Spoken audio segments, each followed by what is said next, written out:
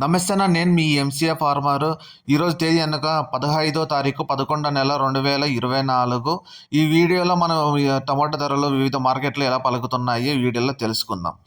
కోలార్ 15 కేజీల box 100 to 420 rupees. V Kota ప్రారంభం ధర 300 నుంచి 370 రూపాయలు పలుకుతుంది. కలికిరి ప్రారంభం ధర 200 నుంచి 250 రూపాయలు టమాటా ధర పలుకుతుంది. పలమనేరు 15 కేజీల బాక్స్ ప్రారంభం ధర 300 నుంచి 350 రూపాయలు.